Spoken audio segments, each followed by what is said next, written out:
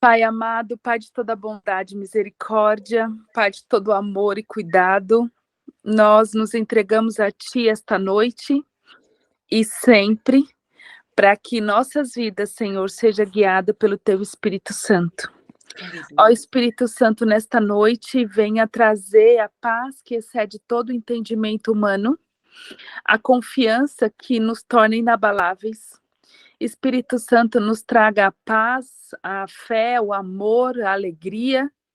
E eu expulso nesse instante toda preocupação, toda angústia, Amém. toda tristeza, tudo aquilo que não vem de Ti, Espírito Santo, que o Senhor leve embora de uma vez por todas, porque nós desejamos desfrutar do Teu descanso, desfrutar daquilo que o Senhor tem para nós, e o que o Senhor tem para nós é maravilhoso. O que o Senhor tem para nós é indescritível, é sobrenatural, e nós nos abrimos para o sobrenatural. E nós nos enchemos de fé na Tua bondade, Senhor, porque o Senhor é aquele que cuida de nós e não deixa nada nos faltar. Que nunca nos falte a paz, nunca nos falte a alegria, nunca nos falte o descanso, Senhor. Eu sei que enfrentamos muitos desafios nessa vida, mas nós nunca estamos sós. Que essa convicção toque forte o nosso coração e que nós vivamos seguras em Ti, Deus, sabendo que Jesus pagou um preço alto por tudo isso. Ele pagou com aquilo que Ele tinha de mais precioso, que é a própria vida.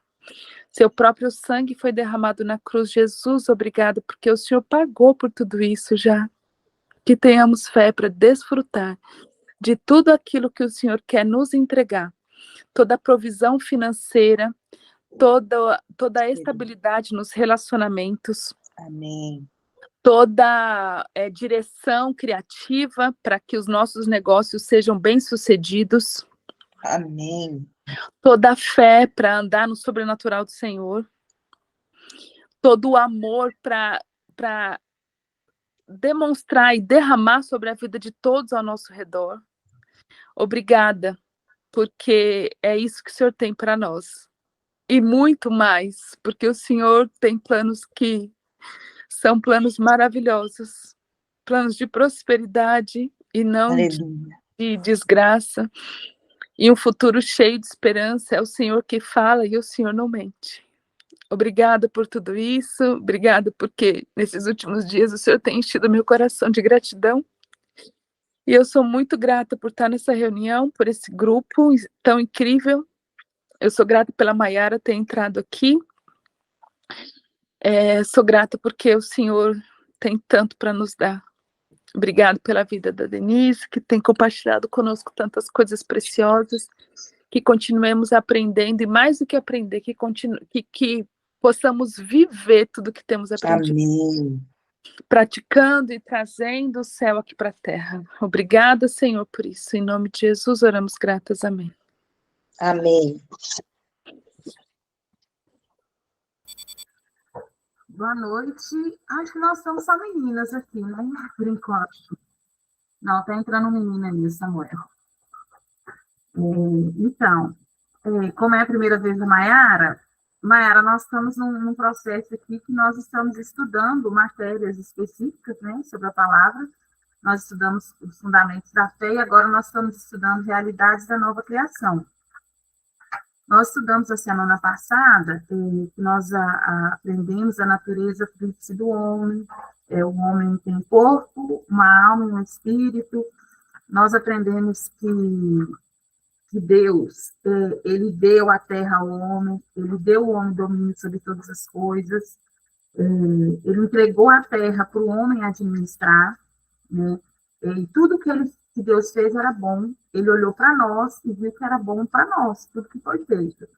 Então, nós aprendemos isso, e o plano original, né, de Deus para o homem era a comunhão com ele, o sacerdócio, né, que são as questões vamos falar essas questões religiosas, que a gente entende melhor, e o governo sobre todas as coisas. Não sobre as pessoas, nós temos que entender isso, que ninguém governa sobre ninguém, né? Nós somos livres, mas nós governamos sobre as coisas. E hoje nós vamos dar continuidade e nós vamos começar agora falando sobre a árvore da vida e do conhecimento do bem e do mal. Nós vamos ter um entendimento, né? O Espírito Santo vai nos dar um entendimento melhor sobre isso. Eu ainda acredito, eu brinco, gente, é uma brincadeira que eu acredito que essa árvore que esse fruto era um coco, porque eu não podia comer nem beber, para mim a única fruta que tem comida e bebida junto é o coco. Aí eu sempre brinco, mas é para a gente não esquecer, é uma brincadeira para a gente não esquecer. Não acho que é maçã, porque maçã não é tão gostoso assim. A gente come maçã porque a gente tem que comer, é saudável, mas um coco é mais legalzinho, né? Hidrata mais e tal, e já está pronta a água e a massinha, né? A gente sempre brinca isso lá nos meus amigos que a gente estudou junto, e nós vamos começar agora falando sobre isso, temos muitos versículos de Gênesis para ler, então vamos lá. Aí fala que a árvore da vida e do conhecimento do bem e do mal. No meio dessa realidade que nós estamos aprendendo, que é a realidade da nova criação, existem duas árvores. Aquelas duas árvores lá no Jardim do Éden, elas determinavam um tipo de vida espiritual, os dois tipos de vida espiritual que o homem teria. Uma emanava vida e natureza de Deus para o homem, e a outra decretava morte e separação de Deus. Vamos ver Gênesis 2:9. Do solo fez o Senhor Deus brotar toda sorte de árvores agradáveis à vista e boas para alimento, e também a árvore da vida no meio do jardim e a árvore do conhecimento do bem e do mal. Aqui, né, em Gênesis 2:9, ele está explicando, tinha todas as árvores extremamente agradáveis, no meio tinha a árvore da vida e tinha também a árvore do conhecimento do bem e do mal. Deixa eu aceitar aqui. Aí, em Gênesis 2:16 e 17, fala o seguinte: e o Senhor Deus lhe deu esta ordem: de toda a árvore do jardim comerás livremente, mas da árvore do conhecimento do bem e do mal não comerás, porque no dia em que dela comeres, certamente morrerás. Aí a gente fica assim, mas o que era? O que é a árvore da vida? O que tem a árvore da vida? O que tem a árvore do conhecimento do bem e do mal? Aí, em João 1:4, fala o seguinte, sobre a árvore da vida. A vida estava nele, na palavra. Jesus é a palavra, né? E a vida da palavra era a luz dos homens. Então, nós vamos entender o quê? A palavra que iluminava o ser humano não era um fruto no qual o homem podia dar dentadas, comer. A palavra é e sempre foi uma substância não material, mas espiritual. Como Jesus diria, a palavra é espírito, é vida. Nós sabemos que Jesus, né, é a palavra, né? O caminho, a verdade, a vida. Nós vamos entendendo essas coisas aqui no decorrer. Aí em João 6:63 fala o seguinte: o espírito é o que vivifica, a carne para nada aproveita. As palavras que eu vos tenho dito são espírito e são vida. Então, quando você fala a árvore da vida, a gente começa a entender que era a palavra. Que era a palavra do Senhor. Era se alimentar da palavra. Por isso, o plano do Senhor tinha comunhão. Sacerdócio e governo. Então, a gente começa a ver essa comunhão vindo de onde? Como tinha essa comunhão? A palavra. A gente sabe que Adão ficava conversando com o Senhor no jardim. O Senhor dava instruções diretamente para Adão. Ele descia e conversava com ele lá, né? Vamos ver também Salmo 119, versículo 115. Lâmpada para os meus pés é a tua palavra, e luz para os meus caminhos. E também João 8:12. De novo lhes falava Jesus dizendo: eu sou a luz do mundo. Quem me segue não andará nas trevas, pelo contrário, terá a luz da vida. Aí aqui tem uma observação seguinte: Aquela árvore literal representava uma verdade espiritual, falava da comunhão e da harmonia entre o homem e Deus, porque por meio das coisas que foram criadas, desde o princípio do mundo, o ser humano conheceria os atributos invisíveis de Deus ao longo das dispensações que lhe estavam destinadas. Isso está em Romanos 1, 19 e 20. Eu quero ler esse Romanos 1, 19 e 20 na versão Passion. Eu já tinha salvado ele aqui, mas saiu porque eu fui ler outra coisa. Só um minutinho. 19 e 20. O que eu li hoje à tarde eu achei muito interessante.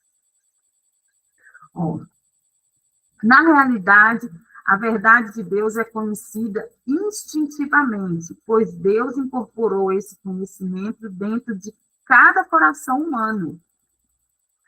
A oposição à verdade não pode ser desculpada com base na ignorância, porque desde a criação do mundo, as qualidades invisíveis da natureza de Deus se tornaram visíveis, como seu eterno poder e transcendência. Ele tornou seus atributos maravilhosos facilmente percebidos, pois ver o visível nos faz entender o invisível. Então, isso deixa todos sem desculpa. Eu achei isso aqui tão assim, tão profundo, porque Deus, ele revelou todos os atributos dele para nós. Todos. Você olha para uma árvore, você olha para a natureza, você olha para as... Gente, a gente que mora aqui em Minas, que a gente tem muito acesso a paisagens, a cachoeiras, a lugares maravilhosos, que eu tenho a oportunidade, eu vou, não tem como aquilo ali ter surgido de uma explosão. Pela misericórdia, não tem como. É muita perfeição. Gente, se eu começar a mostrar foto para vocês, quando eu for eu mostrar para vocês, não ficar assim, quem não conhece, é surreal. Sabe? O que Deus, as coisas, e não é só, aí você olha para essa natureza, você vê bondade de Deus, você vê o bom gosto também, né? Que é tudo lindo, Deus tem muito bom gosto, gente, é tudo maravilhoso. Aí eu fico pensando assim, e outra coisa, a gente sabe que a gente não pode fazer mal para as pessoas. A gente sabe que a gente não pode falar mal, que a gente não pode maltratar, que a gente não pode matar.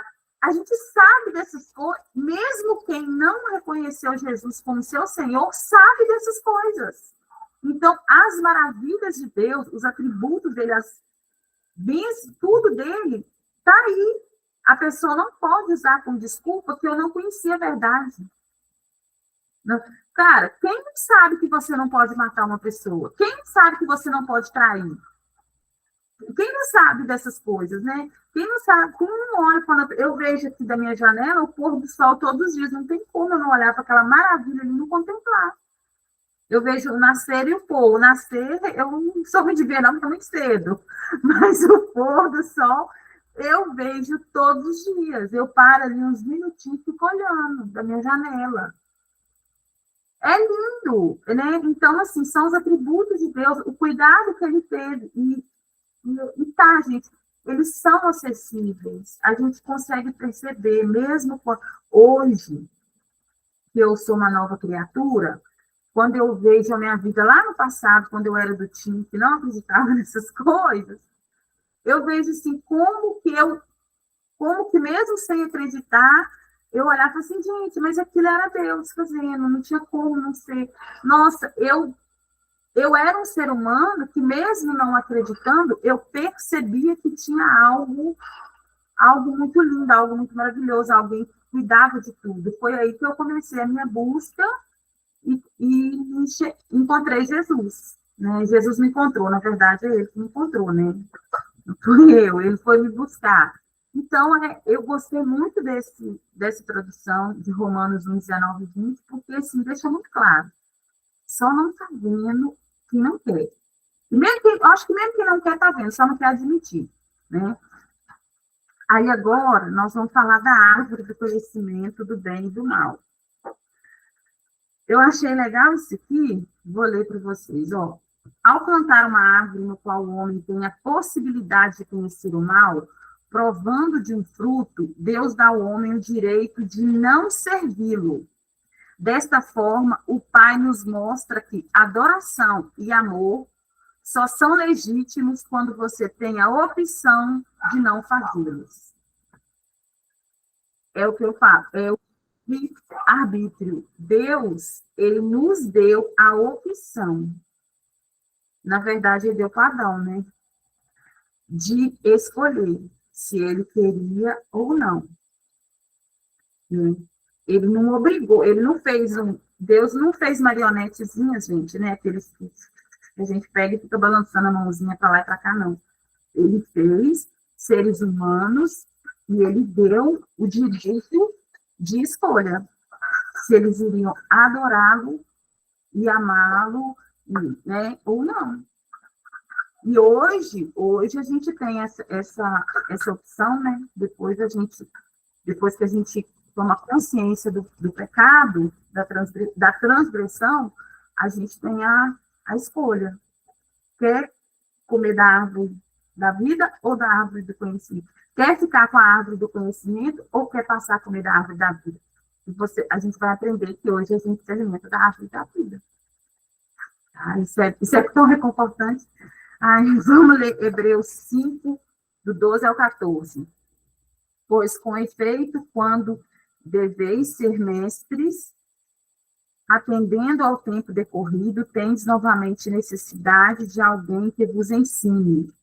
De novo, quais são os princípios elementares dos oráculos de Deus? Assim vos tornastes como necessitados de leite e não de alimento sólido. Ora, todo aquele que se alimenta de leite é inexperiente na palavra da justiça, porque é criança. Mas o alimento sólido é para os adultos, para aqueles que pela prática têm as suas faculdades exercitadas para discernir não somente o bem, mas também o mal. Nesse trecho de Hebreus, ele fala, né, a gente já conhece, já ouviu muita gente falando sobre você ser imaturo na fé, né, ou maduro. Você está se alimentando de leitinho ou já está com alimento sólido? Para você conhecer as verdades. E a gente sabe que tem gente que tem 20, 30 anos no evangelho que continua tomando leite, porque não se expõe à palavra, não se expõe à verdade. Não vai lá e fala com Jesus, assim, ó, meu coração está aqui, tira aqui que não é seu, faz aqui o que precisa ser feito, né? E busca a palavra, e mergulha na palavra, porque o que nos liberta, o que nos transforma, o que nos faz ter a consciência de que nós somos é a exposição à palavra. É a gente conhecer as verdades bíblicas a nosso respeito. Aí, tem um negócio que fala, ao se alimentar da árvore da vida, o homem chegaria ao discernimento do bem e do mal, sem precisar prová-lo. Olha isso. Adão não precisava ter provado do fruto, tomado a água de coco dele. Ele ia saber se alimentando da árvore da vida. Ele ia saber discernir. Não precisava. Mas aí, né, por uma questão de não ter firmeza na palavra, hoje eu li falando que eles pecaram, né, porque eles não tinham firmeza na palavra. É aquilo que eu falei, teve uma reunião e que eu falei, gente, se tiver escrito lá na Bíblia, Jesus descer e falar com você, para você não fazer, você fala assim, não, Jesus, você está errado, aqui estou falando que é assim, eu não vou fazer do jeito que você está falando, não, vou fazer o que está na palavra.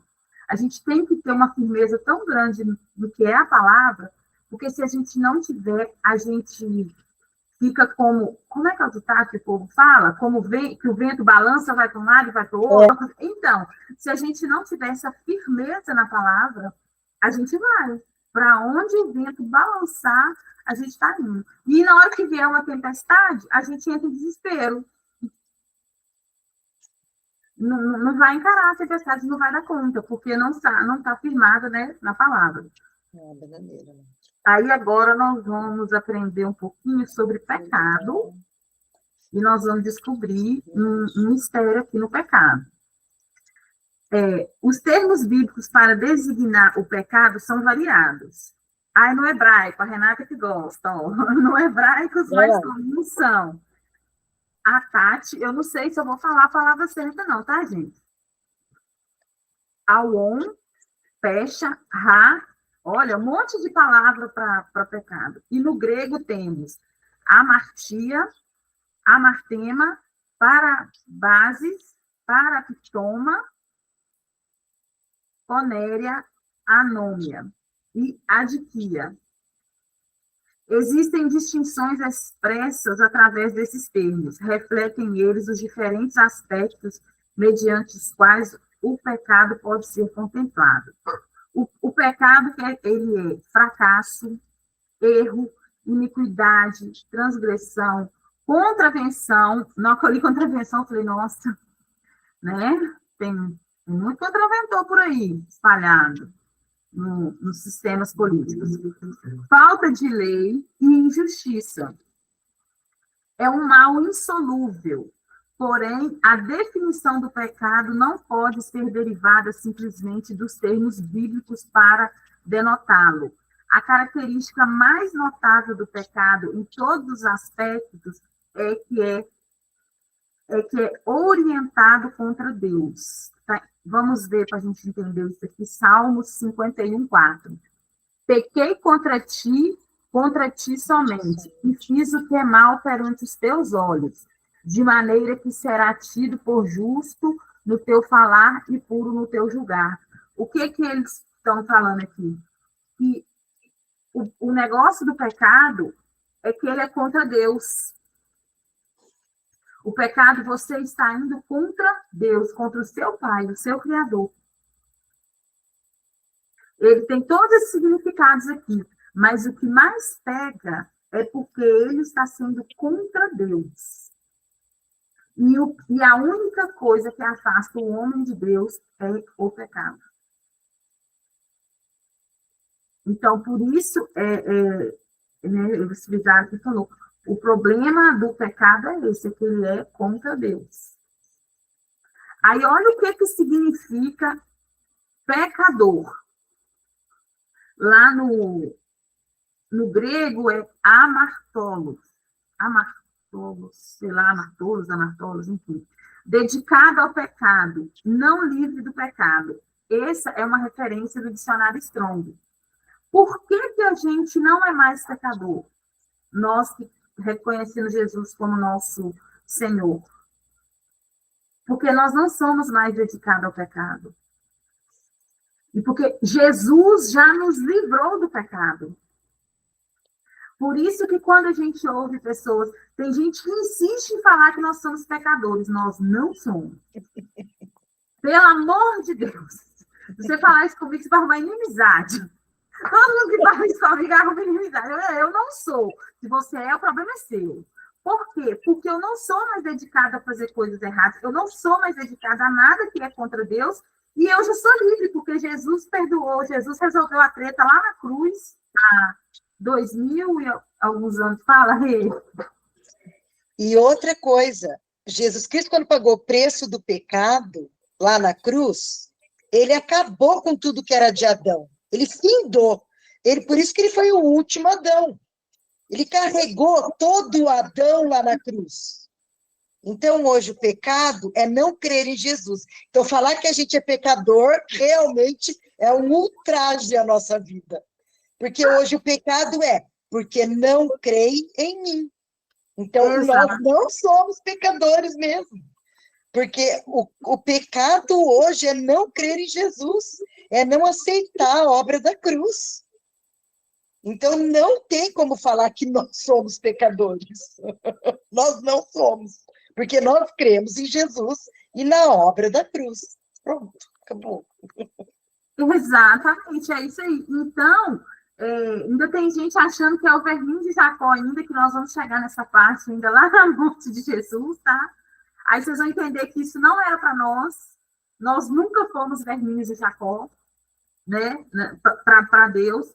Então, assim, a gente pode cometer erros. A gente está aqui na Terra ainda como ser humano, A gente está se aprimorando, porque o dia que a gente tiver perfeito, Jesus vai nos levar. Isso aí a gente tem que ter consciência, né? Mas a gente não é. Então, a primeira coisa que precisa sair do nosso coração, da nossa mente, nós não somos pecadores. Eu não sou. Eu sou filha de Deus. E ponto, acabou. Santa, tá? Porque santo é quem é escolhido. Não é quem faz tudo certinho na vida, não. Os santos são os escolhidos. E se você é filho de Deus, você é escolhido. Então, você é santo. Então, a gente vai começar a ver essas coisas para que, de forma nenhuma, entre na nossa mente qualquer coisa que não seja palavra. Sabe? Para na hora que alguém falar, e a gente ter um embasamento para a gente falar, meu querido, meu amado irmão em Cristo, a palavra do Senhor fala que nós somos filhos. A nova aliança, que nós vamos estudar todas as dispensações das alianças, aí não, né, a gente vai conseguir discernir, né, nós estamos numa nova aliança, que ela é superior, e nessa nova aliança, Jesus já resolveu meu problema lá na cruz. Então, eu não sou mais. E tudo, gente, se eu for cometer, o pecado que eu for cometer daqui a 100 anos, que Jesus já voltou, é óbvio, mas eu estou falando assim, ele já foi perdoado. O que eu vou fazer amanhã já foi perdoado. O que eu vou fazer daqui a 10, 20, sei lá quantos anos até Jesus voltar, já foi perdoado, já foi resolvido. E se eu sentir em algum momento uma culpa, uma condenação, qualquer coisa, é só eu pedir perdão na hora. E é pedir perdão e falar assim, Senhor, Pai, me perdoa pelo que eu fiz, e eu recebo o seu perdão e está tudo ok. Pronto, acabou. A gente precisa receber o que Jesus fez por nós na cruz. Na posição de filho, a gente só recebe o que ele fez. Tá? Aí o que acontece? A pergunta, onde começou o pecado? O pecado começou no coração de Lúcifer e não no ato de Adão. O pecado original está descrito no ato da soberba do anjo que assistia a Deus. Então, a gente entende que olha onde que originou o pecado. Não, o pecado não origina, gente, eu pegar no Adão ir lá e comer a frutinha, não. Na desobediência do Adão, originou no coração. Então, o que a gente pode fazer em uma associação? Se eu estou me sentindo que eu estou cometendo algum pecado, eu tenho que olhar para o meu coração e pedir o Senhor sondar o meu coração e me mostrar o que está ali que precisa ser arrancado. E falar, Jesus, gente, quando a gente... E o seguinte, é a gente reconhecer que sozinho a gente não faz, que a gente é totalmente dependente dele. E falar, e se rasgar e falar, Senhor, eu não consigo. Me ajuda, tira isso de mim. Eu sou dependente do Senhor, eu dependo de ti, Pai, para me ajudar. Porque senão você também entra num da justiça própria. O que eu vou fazer? Você não vai fazer nada, é ele que vai fazer. Você vai entregar para ele seu coração, vai pedir a ele para sondar, ele vai te mostrar o que precisa ser resolvido. Porque também, eu já vi muita gente fazendo isso, e vai para um monte, e faz a campanha de 7 dias, de 20 dias, sei lá quantos dias, faz a dieta do outro, faz não sei o que do outro. Não. E veste pano de saco e anda descalço na rua, não é isso. Isso é você negar o que foi feito na cruz. Então, se o seu coração está com alguma coisa, leva ele para Jesus e fala com ele. E ele vai tratar com você. Eu sei que ele faz isso comigo, quase todo dia. Eu paro, eu vou lá. Hoje mesmo à tarde eu estava aqui orando. Aí, na hora que comecei a ver uma ministração, o mundo caiu. Mas foi assim. Eu falei, meu Deus, não tenho condição de entrar na reunião, mas depois eu fui, porque o Senhor começou a mostrar coisas que ele vai fazer. Mas ele mostrou no meu coração. Gente, quando a gente vê, é muito estranho falar isso, mas quando a gente vê no coração, é diferente. Porque no coração, você sente que você não está nem nesse mundo. É um negócio tão que eu não sei explicar. E ele mostrou, sabe? Pelo fato da obediência. Então, é isso. É o seu coração para ele que vai resolver. Se você se sente... ainda que está na posição de estar cometendo algum pecado, algum erro, não está fazendo o que o Senhor te pediu para fazer, né? Só falar com ele, que o negócio está lá no coração, porque a gente vê que o nosso problema começou lá no coração do anjo. Era nem para ter coração esse anjo, né? Por que anjo tem coração? Se não tivesse, eu não ia fazer isso, oh meu Deus. Ai, na soberba do anjo. Vamos ler lá Isaías 14, 13, Isaías 14, 13 e 14. Tu dizias no teu coração, eu subirei ao céu, acima das estrelas de Deus, exaltarei o meu trono e no monte da congregação me assentarei. Nas extremidades do norte subirei acima das mais altas nuvens e serei semelhante ao Altíssimo. Ô, gente, olha essa última frase, serei semelhante ao Altíssimo. Quem que é semelhante a Deus? Nós. Como diz o povo aqui, é nós. Então, por que essa treta dele toda com a gente? Por que Satanás fica aí perturbando a nossa vida? A inveja terrível, porque ele queria ser semelhante ao Altíssimo. Aí, Deus maravilhoso, nosso papai querido, vai lá e faz a gente semelhante a ele. Então, eu falo, gente, é digno de pena, coitado, queria e se deu mal. A gente é semelhante ao Altíssimo. Pronto. Isso entrando no nosso coração, não tem mais espaço, gente. Aí, não vai ter mais espaço para coisas malignas na nossa vida. Você vai falar, você é invejoso. Dá licença. Para de ter inveja. Eu que sou. Dá licença. Eu que sou a maravilha aqui do papai. Eu que sou a filha. Pronto. A gente tem que começar a declarar, sabe? Que a fé fala. Vocês lembram, né? A fé fala. Para isso ficar no nosso coração. Para não ter mais espaço para sofrimento, para dor, para tristeza, para problemas. Isso aí vão ser as coisas que vão te fazer crescer. Oi, Rê. E a raiva piorou ainda por cima, porque ele pecou e não teve perdão. E o pai e o filho para nos perdoar. Exatamente. Certo? Certo. Ainda teve mais disso ainda. O pai vem e ama o mundo de tal maneira que dá o filho por amor da nossa vida, para resgatar a semelhança que tinha sido perdida, então, né? Se for pensar desse jeito. E manda ele para o inferno, vai ficar aí, exatamente, e ele pecou e sem chance de perdão. Todos quantos foram com ele, o destino é o inferno. Exatamente. Gente, pensa numa criatura que não desiste nunca. Já sabe que está derrotado. Sabe, mas fica insistindo. Né? Ele não desiste, é trabalhador, não desiste não. Ele vai ali, tipo assim, é surreal, né? Mas não vamos deixar ele para lá, né? As consequências do pecado na vida humana. Condenação, olha o que eu falei, condenação. Se você está sentindo condenação por alguma coisa, vai para Jesus.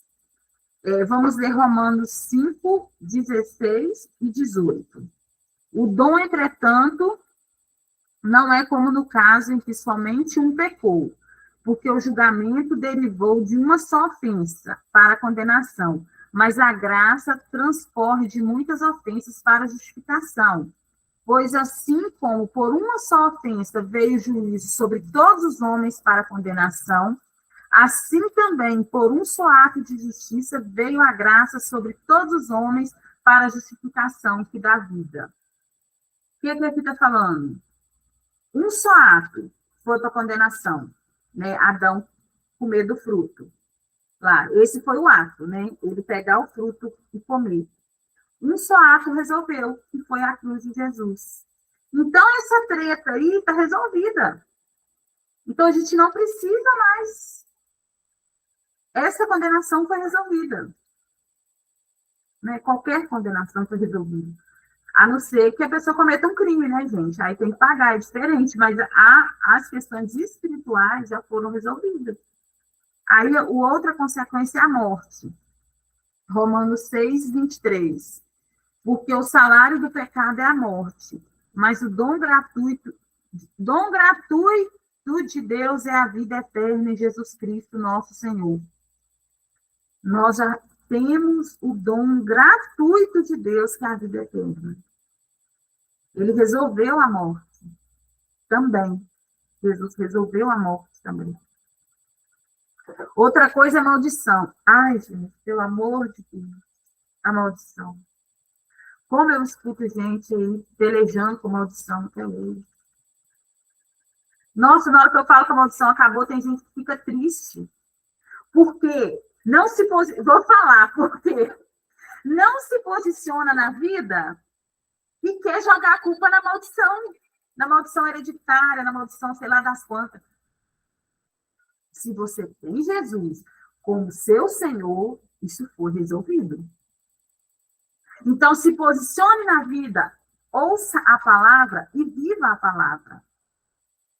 A gente vai ver que mais para frente tem uma parte que fala isso, que a gente precisa praticar, ouvir a palavra e praticar. Se você for obediente à palavra, acabou, gente. A Fabi falou um negócio que na sina. Gente, aí vamos ver aqui o negócio da maldição. Isaías 59, 1 a 2. Eis que a mão do Senhor não está encolhida para que não possa salvar, nem surdo o seu ouvido para não poder ouvir. Mas as vossas iniquidades fazem separação entre vós e o vosso Senhor, e os vossos pecados encobrem o seu rosto de vós, para que vos não ouça. Olha, de fato, a única coisa que nos separa de Deus é o pecado, é ele falando. Mas o que ele falou? Existia, sim, a maldição. A maldição, gente, ela ainda existe para quem não está em Jesus. Está para lá. Mas a pessoa não é uma nova criatura. Ela não confessou Jesus como seu Senhor. Ela não abriu a boca e falou que Jesus é Senhor e crê com o coração que o Senhor ressuscitou, que Deus ressuscitou ele dos mortos. Está lá em Romanos 10, 9 e 10. Então, aí sim. Mas cristão, filho de Deus, que vive na nova aliança, ficar pregando maldição, caçando maldição hereditária a vida inteira, gente, eu vejo aqui dentro da minha casa. Eu tenho uma galera aqui da minha família que está repetindo os padrões. Eu falei, eu não vou fazer isso. Eu me posicionei. Não vou cometer os erros do meu pai, da minha mãe, não vou. Eu decidi que vai ser diferente porque eu tenho Jesus. E eu vou seguir o que Jesus me falar. Se você for guiado pelo Espírito Santo, obedecer a palavra, for guiado pelo Espírito Santo, você não vai repetir padrão de família, não. Você não vai viver em maldição, de forma alguma. Mas tem pessoas que preferem isso do que se posicionar de forma, do que buscar na palavra e assumir. Meu coração está com isso, meu comportamento está com isso, deixa eu resolver isso aqui. Para essa maldição ir embora, né? E maldição, gente, quer dizer, maldição parece uma palavra tão pesada, né? O significado de maldição é repetição, gente. Aí você vê, repetição, maldição simplesmente é repetição. Então, aceitou Jesus? Não precisa repetir. Né? Aí, olha, como a gente ainda está estudando um pouquinho mais sobre o pecado, Gênesis mostra as consequências que o pecado trouxe para a humanidade. Nós entendemos o seguinte, nós estamos estudando isso aqui antes de Jesus, tá, gente? Essas coisas todas aqui nós estamos estudando para a gente entender a nova criação, entender as nossas realidades, porque a gente precisa entender um monte de coisa aqui para as próximas matérias que vão vir pela frente. Tipo, doutrinas básicas, escatologia, aliança de sangue, manifestação do Espírito, tem um monte de coisas que a gente precisa entender aqui para, né, acompanhar mais à frente. Porque isso aqui a gente está falando, mas a gente não vive isso aqui mais não, tá? Vamos lá. Isso está em Gênesis 3, do 7 ao 24, mas eu não vou ler, eu vou ler só o que significa, o que está falando em cada verso. Verso 7. Seus olhos foram abertos e eles sentiram vergonha. O primeiro ato da pessoa, do pecado, quando a pessoa peca, ela sente vergonha. E é real, eu né, converso com algumas pessoas me procuram ajuda, me procuram pedindo ajuda, conselho. Tem uns que já não tem coragem mais, porque eu ouvo verdade, aí já tá assim, nem vou perguntar. Eu falo como assim, não, mas eu falo a verdade, a Bíblia fala isso aqui, então, a pessoa fica com vergonha.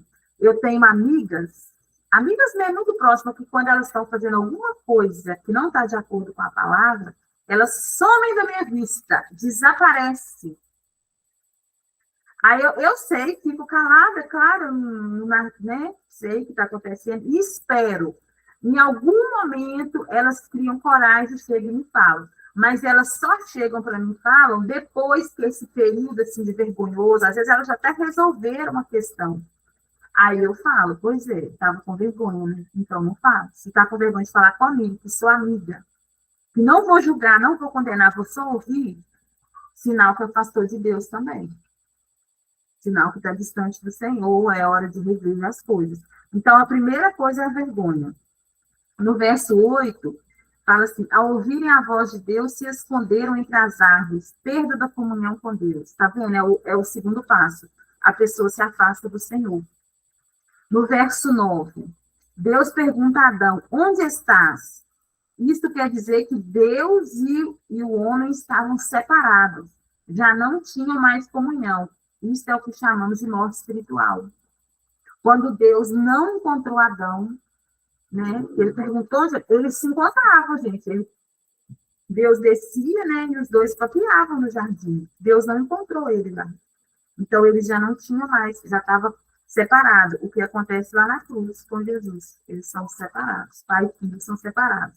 A Bíblia não fala, mas a gente tem que entender que Adão era filho. Ele foi criatura de Deus, né? Como o Velho Testamento tem uma outra, eu chego a falar assim, uma outra linguagem, né? Era uma outra, não usa mais, a comunhão que eles tinham, o relacionamento, Deus fez ele, então, era filho. Adão diz, no verso 10, Adão diz a Deus que teve medo de ouvir sua voz. Quantas vezes a gente já teve medo do que Deus ia falar com a gente? Ô, gente, a gente corre até das irmãzinhas do copo da igreja. Imagine de Deus. Eu sei de mim que tinha umas irmãs na igreja, que quando eu frequentava a denominação, que se elas olhassem para mim, eu dava meia volta. Porque eu tinha certeza que aquelas mulheres iam falar alguma coisa. Eu não podia estar fazendo nada, mas eu tinha pavor de elas falar qualquer coisa comigo. Sabe? Não estava ali mais, não estava na conexão, não estava na comunhão com o Senhor. Hoje, qualquer um pode falar qualquer coisa. Inclusive, eu sou capaz de falar assim, isso não é de Deus, irmão. Jesus não está falando isso aí, né? Com muito amor, eu falo. No verso 12, Adão se acovarda e joga a culpa sobre Eva. É que ele... Gente, eu não sei se vocês já me viram falando, mas sobre a síndrome de Adão. Aliás, eu dou uns gritos assim, meus amigos. A síndrome de Adão aí atacando. Porque a pessoa não assume que errou e joga a culpa no outro. Porque Adão falou com Deus, a mulher que tu me deste. O cara fez a merda, com perdão da expressão, comeu da fruta, tomou a água de coco, e vai falar que a culpa é da mulher, mas quem tinha compromisso com Deus era Adão, não era a mulher. Gente, não estou falando que a Eva está certa, não. Mas quem tinha papo com Deus todos os dias, e quem Deus deu a instrução foi para Adão. Ele que tinha que ser o governante, o reinante no jardim, e falar com ela assim, sua doida, para que você comeu? Não é para comer isso, não vou comer. Mas é o que faltou? Firmeza na palavra. Firmeza no que Deus falou com ele. Quantas vezes a gente já caiu nessa? Porque uma pessoa vem e fala, às vezes a gente faz para ficar livre da pessoa. A pessoa vence a gente pelo cansaço. E a gente tem que estar firme e se posicionar E se uma pessoa tiver, gente, insistindo com a gente, para a gente fazer coisa que não está aliançada na palavra, que a palavra não confirmou no nosso coração, a gente tem que romper com a pessoa. Falar, olha, você me perdoa, eu te considero muito, mas isso não está na palavra, isso não é de Jesus, não dá mais. A gente não vai manter relacionamento se for assim. Pronto. Por quê? A gente está aqui, não é para agradar o homem, não. É para obedecer o Senhor. É para se comportar como filho de Deus. É para seguir a direção da palavra, a direção do nosso Pai, não é de homem. Então, muitas vezes a gente cai em certas coisas porque a gente fica ali ouvindo dos outros, sendo guiado por pessoas que não são guiadas pelo Espírito Santo. Não estou dizendo a gente não pedir um conselho, da gente não conversar com o irmão, não entendam, não é isso. Eu tenho várias pessoas aqui no grupo que eu procuro, que eu converso, que eu falo as coisas, que eu peço, que eu falo, que ora comigo, que eu oro, óbvio. São pessoas que eu sei que estão alinhadas com a palavra e que não vão me falar coisas que estão contra, que não estão na palavra. Então, o que o Adão tinha que ter feito? Eu fazendo uma... Gente, tipo um julgamento de Adão. Não, Eva, você comeu, você vai resolver com Deus, eu não vou comer. Aí, além de comer, jogou a culpa em Deus. Porque nem foi essa época, ele jogou em Deus. Essa mulher que você me deu, né? Verso 15. A inimizade entrou no mundo. Eu imagino que Adão e Eva tiveram uma treta nessa hora. Depois o Adão jogar a culpa, né? Arrumou discussão entre o casal, gente. Acabou a unidade. Acabou. Verso 16. Dor e sofrimento passam a fazer parte de suas vidas. E a partir daquele momento, o casal não viveria mais em harmonia. Olha, nem tinha me tocado. Mas o homem governaria sobre a mulher. Aí começa o feminismo. Eu falo com todo mundo. O feminismo começou lá no jardim. Pensa se a Eva ia aceitar o Adão ficar mandando ela, governando ela. Não ia, gente. Se a mulher foi lá e pegou o fruto que não podia e deu para ele comer, quer dizer, ela mandava no negócio. Aí começa ele a mandar nela. Olha a treta arrumada aí e o feminismo começando. Não. Nossa, eu falo assim que eu queria ser uma plantinha para ver essa confusão que ia estar lá. Porque nesse exato momento começou o problema. Né? Verso 17. Por causa da desobediência, a terra e o homem foram colocados debaixo da maldição. Que nós vemos lá. Né? Nós sabemos que está resolvido. Verso 18. A terra passou a produzir pragas. É aí que surgiu o pernilongo, barata, não tem condição. Porque isso para mim é praga. Eu falo, gente, eu tenho certeza que esses bichos não existiam. Passou a existir depois desse probleminha. Aí começou, provavelmente, aqueles bichinhos que comem as plantas, tudo, aquelas... esqueci como é que... são pragas mesmo, mas cada um tem um nome. As minhas plantinhas em casa, outro dia eu tive que ficar batendo inseticida nas plantas, destrói tudo. Verso 19. O homem não tem mais suas necessidades supridas sem qualquer sacrifício, mas com suor deveria obter o sustento e a morte física foi decretada. A morte física foi decretada por causa disso, né? E verso 22, o homem perdeu o acesso à árvore da vida. Nós vamos entender que foi muito...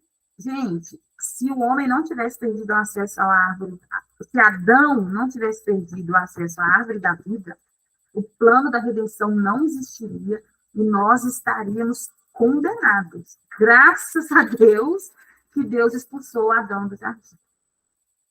Porque quando ele fez isso, ele criou aí o plano da redenção começou. Tá? O surgimento do pecador, ele fala que foi a queda do homem, que foi a morte espiritual, está em Gênesis 2, 16, 17. E o Senhor Deus lhe deu esta ordem: de toda a árvore do jardim comerás livremente, mas da árvore do conhecimento do bem e do mal não comerás, porque o dia em que dela comeres, certamente morrerás. Aí tem em Gênesis 3, do 1 ao 7, tá até na apostila, né, eu coloquei todos os versículos lá, aí fala do que a serpente fez, né, que a gente já viu muito sobre isso, que a serpente foi até a Eva, aí a gente entende, diabo é o pai da mentira, né, a gente sabe disso.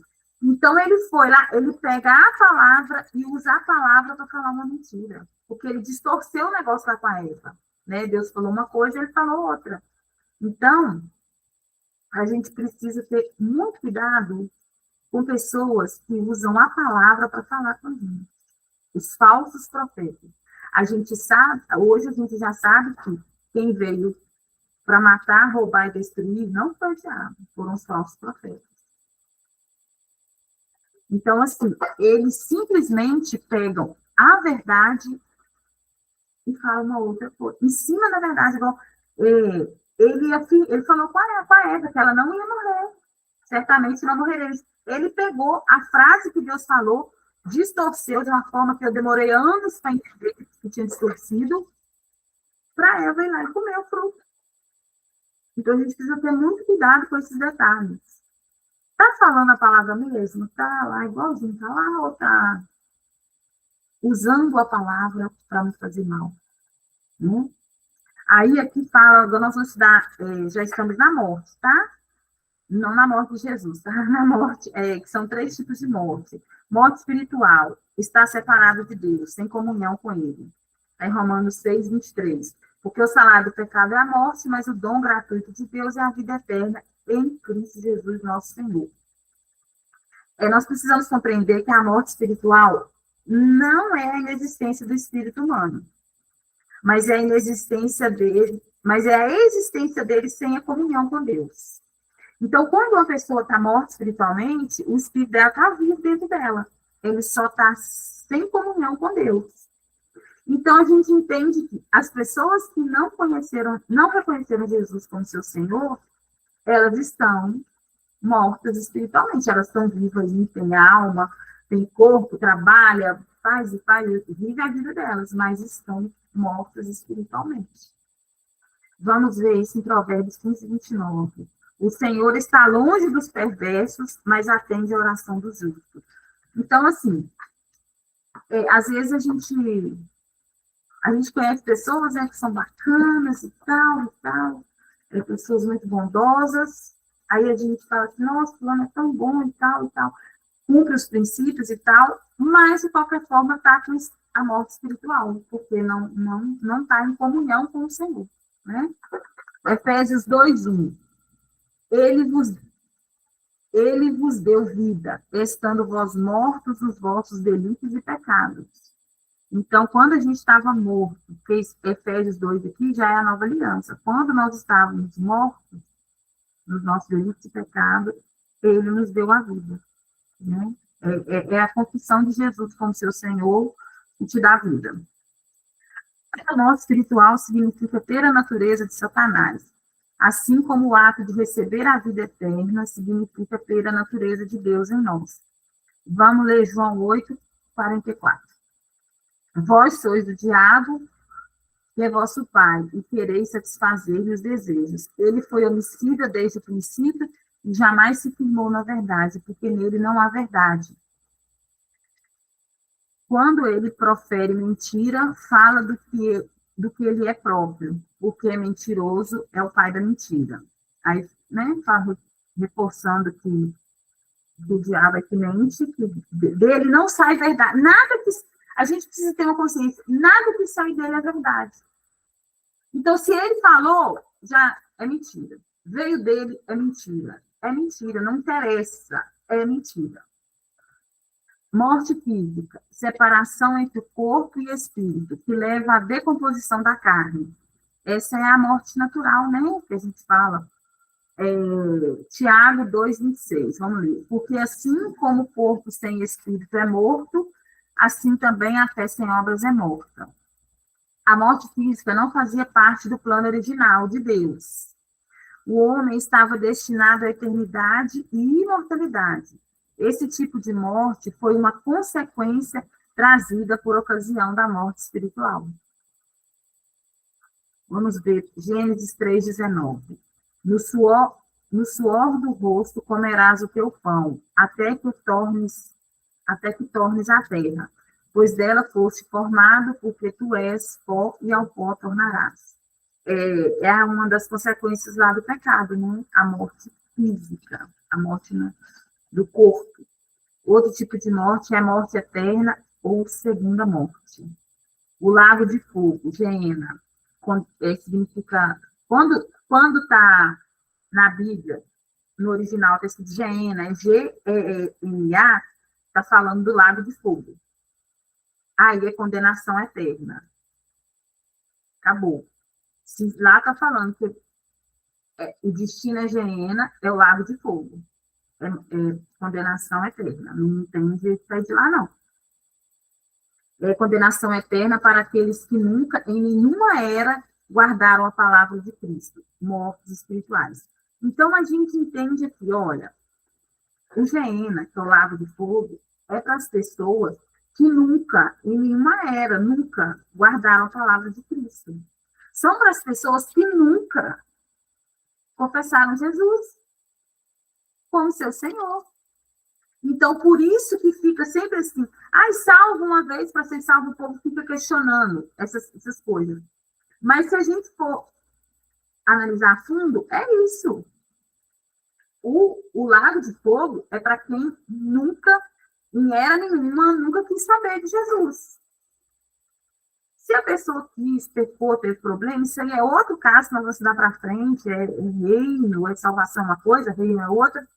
Mas a gente fica assim, muita gente fica lutando, né, para salvação, garantir salvação, lutar pela salvação. Não. Esquece isso. Salvação é confessou Jesus como seu Senhor, ponto. Só que aí você pode ter uma vida de reinante, uma vida de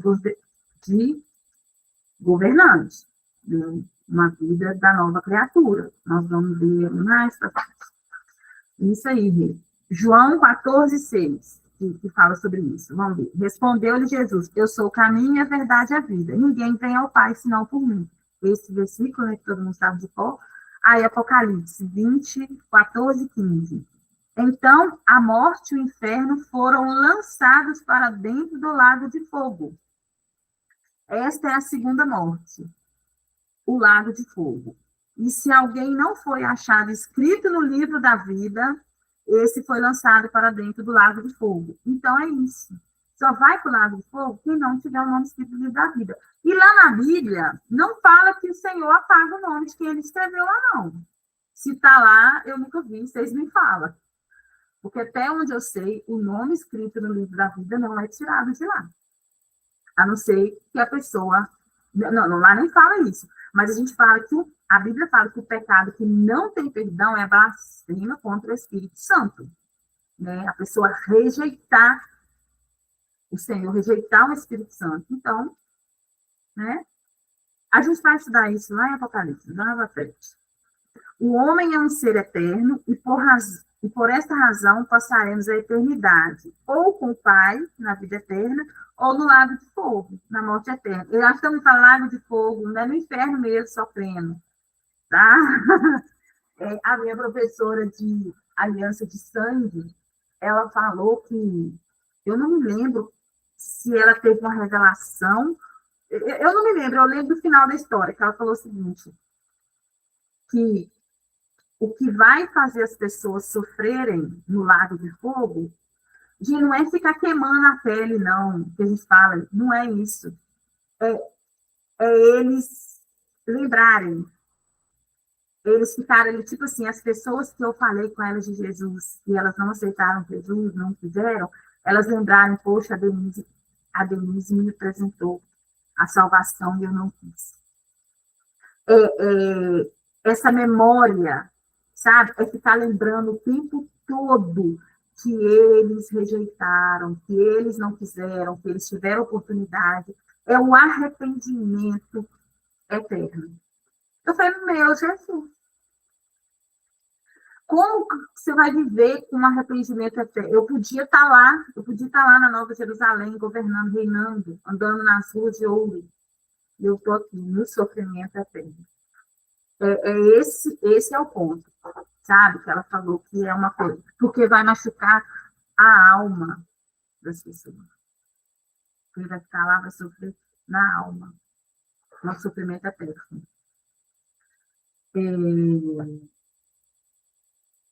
Vamos ler um trecho aqui em João 5, 28 e 29, fala um pouquinho. Não vos maravilheis disso, porque vem a hora em que todos os que se acham nos túmulos ouvirão a sua voz e sairão, os que tiverem feito o bem para a ressurreição da vida e os que tiverem praticado o mal para a ressurreição do juízo. É o que a gente falou, né? Até quem já morreu, né, no dia vai ressuscitar e vai ter o julgamento. Céu, inferno, céu, inferno, céu, inferno. E ele vai, né? Então, isso aqui a gente está estudando para a gente entender os tipos de morte, né? Mas a gente vai ver mais detalhes sobre isso em doutrinas básicas e escatologia. Está até escrito aqui. Então, nós vamos agora... aqui está falando o tipo de morte que Adão experimentou quando comeu do fruto. No dia que Adão pecou, ele perdeu a comunhão com Deus e morreu espiritualmente, como Deus tinha falado que ia acontecer. Ele morreu fisicamente muito depois. Quer ver lá em Gênesis 5:5 fala, os dias todos da vida de Adão foram 930 anos. Quer dizer, ele não morreu fisicamente na hora, ele morreu espiritualmente na hora, e ele ainda viveu mais 930 anos, para depois ele experimentar a morte física, né? Aqui fala, vamos ver as outras coisas, Satanás se tornou o senhor da terra que Deus criou. João 16:11 fala do juízo, porque o príncipe deste mundo já está julgado. Ele estava aqui na categoria de príncipe desse mundo, mas já está julgado. Está condenado ao inferno eterno, no lago de fogo, mas o homem deu a ele o poder de ser o príncipe desse mundo. Mesmo ele julgado, condenado. João 12:31 fala aqui, chegou o momento de ser julgado este mundo, e agora seu príncipe será expulso. Ele vai ser expulso, né? No momento do julgamento, ele vai perder, ele vai ficar lá no lago de fogo. Mas, por enquanto, ele está aí, né? A perda do acesso à árvore da vida. Vamos entender um pouquinho aqui sobre isso. A partir do pecado de Adão, o homem deixou de ter acesso à árvore da vida. Isso está em Gênesis 3, 22, 23. Então disse o Senhor Deus, eis que o homem se tornou como um de nós, conhecedor do bem e do mal. Assim que não, conhecedor do bem e do mal, assim que não estenda a mão e tome também da árvore da vida, e coma e vive eternamente. O Senhor Deus, por isso, lançou fora do jardim do Éden, a fim de lavrar a terra de que fora tomado. Essa tradução também é estranha, mas o que acontece? É aquilo que eu falei. O Senhor expulsou, tirou ele do jardim para proteger, porque ele estava morto espiritualmente. Se ele comesse da árvore da vida, ele ia ficar morto, a vida acabou. Morto eternamente. Ele não podia comer da árvore da vida mais. Porque ele errou, comendo da árvore do conhecimento do bem e do mal. Aí tinha que ter o plano tinha que ser executado para que o homem pudesse comer de novo da árvore da vida. Por isso que Adão foi colocado para fora do jardim. Podemos entender, portanto, que o homem, depois da queda, foi afastado da palavra de Deus, o verbo, que era a sua vida, e assim passou a andar em trevas. Vamos ver lá, Efésios 4, 17 a 19. Isto, portanto, digo no Senhor, testifico que não mais andeis como também andam os gentios, na vaidade dos seus próprios pensamentos, obscurecidos de entendimento alheios à vida de Deus, por causa da ignorância que vivem, pela dureza do seu coração, as quais, tendo se tornado insensíveis, se entregaram à dissolução para com avidez cometerem toda sorte de impureza. Isso aqui aconteceu, né, depois que o homem perdeu, né, o direito da árvore da vida, né? Vamos ver, Gálatas 5, 19 a 21. As obras da carne são manifestas, as quais são prostituição, impureza, lascívia, idolatria, feitiçaria. Deixa eu falar um negócio de feitiçaria. Eu não sei em qual matéria não, mas eu lembrei que agora eu já vou falar. A gente aprende que feitiçaria não é só ir lá no terreirinho de macumba, pegar os negocinhos com o nome, não. Frequentar o candomblé, não. Feitiçaria é você usar de manipulação para fazer uma pessoa fazer o que você quer. Isso também é feitiçaria. É você fazer a oração que não está de acordo com a palavra, você querer que Deus mude alguém. Deus muda o meu marido por causa disso, porque eu quero ele assim, assim, assado. Isso é feitiçaria. Feitiçaria é você querer obrigar uma pessoa a fazer o que você quer para o seu bem. Isso é uma pessoa egoísta, né? O ego dela está lá nas alturas e ela quer convencer a Deus a mudar, a Deus, ou seja, o que for, qual entidade ela quiser, para mudar uma pessoa. Porque quando a gente vê esses, por exemplo, eu tenho uma amiga minha que hoje ela é cristã, a mãe dela era macumbeira. As mulheres iam lá, né, ela pagava marca digital e feitiçaria, talvez se estiver falando uma mentira, né? Querendo convencer a acreditar que aquilo ali é uma verdade, querendo me mudar minha mente. As mulheres iam lá na nega para fazer a macumba para o homem ficar com elas. Tomar marido do outro, tomar namorado do outro. É isso, gente. Eu achava que era um absurdo. Gente, eu nem tinha esse negócio de Jesus, nada, eu achava que tão absurdo. Eu assim, mas se o cara não quer você, por que você vai querer que o cara... Sabe? Eu não consegui entender isso. Aí a gente vê que feitiçaria não é só isso. Eu tenho uma amiga minha que ficava orando para Deus mudar a mãe dela. Eu cheguei para ela e falei, para com isso, você está fazendo macumba, gosto. Aí ela, eu falei, você tem que honrar a sua mãe do jeito que ela é. Você não é obrigada nem a conviver com a sua mãe. A frequentar a casa dela, nem ela frequentar a sua casa, se você não quiser. Eu sei que a sua mãe é doida e não aceita tratamento. Porém, Deus não tem que mudar ela, não. Deus tem que mudar você. É você que tem que se ajeitar na vida. Deus não vai mudar sua mãe, não. Aí, quando ela mudou o posicionamento dela, acabou. Agora a situação acabou. A mãe dela até aceita o tratamento, tá melhorzinho, graças a Deus. Até eu frequento a casa da mulher agora. Porque a minha vontade era enganar ela, mas aí Jesus tratou. Mas é isso, entendeu? A gente precisa entender que feitiçaria não é só o feiticeiro, não. É o meu. A gente tem que olhar o nosso comportamento, as nossas orações, o que a gente está fazendo. O que eu vi de macumba gospel no período da eleição, eu passava até mal. Primeiro que Deus não tinha nada a ver com isso. A escolha do governo é humana, não é de Deus. Gente, eu ficava passando mal. Quem eu tinha contato, que eu tinha liberdade, eu falava, para com essa palhaçada, que isso é macumba. E pedi para Deus quebrantar o coração de alguém. Não, quebrantar? Nós vamos ver isso aí em oração prevalece, mas geralmente eu não peço Deus para quebrantar ninguém.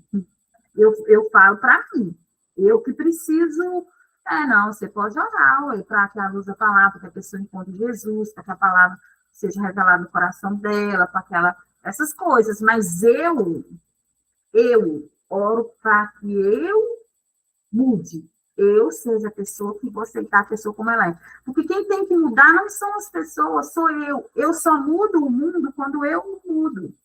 O mundo só se torna melhor quando eu me torno uma pessoa melhor. É eu. Eu não ligo, eu não olho mais as pessoas. Não dá. Eu tenho que olhar para mim. Porque eu vou prestar contas do meu chamado. Eu vou prestar contas do meu propósito. Entende? Gente, quando a gente for para o céu,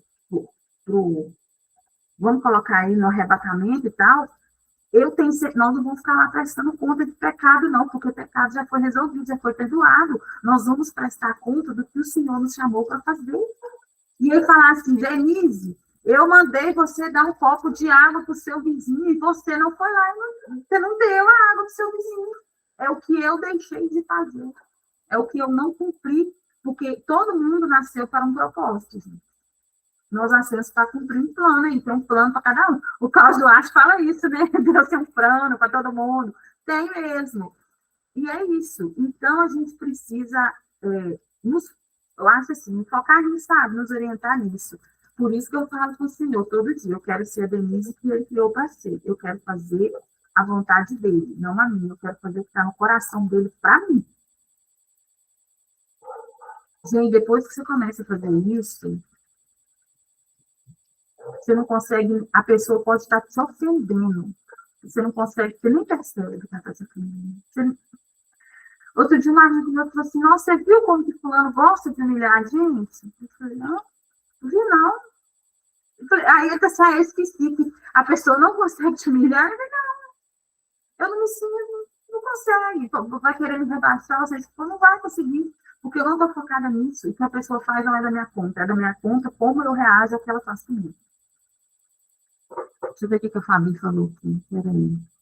E quando não... você vai descobrir, você vai pedir o Senhor para te mostrar. Eu também não sei, não. Eu estou aqui fazendo o que ele está me mandando dia a dia. Eu sei que eu tenho um dom, o dom de mestre opera em mim, eu tenho o dom de mestre operando, eu tenho consciência dele. Mestre não, mestra, mulher mestra.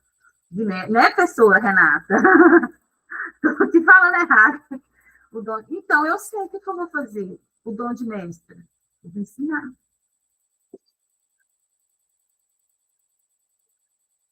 Exatamente. Não sei se Jesus vai ficar cobrando, mas você vai prestar contas, exatamente, do que você não fez, com tudo que ele te deu e você não fez. Você não vai prestar conta de pecado, você vai prestar conta do que ele te criou para ser. Se ele te criou para ser. Oi, Rei, pode falar. É a parábola dos talentos que nós vamos viver lá no céu. Então, o Senhor, ele dá os talentos e daí ele vai perguntar, o que você fez com eles? Mas eu acredito que não vai ser um juízo como a gente está achando que é.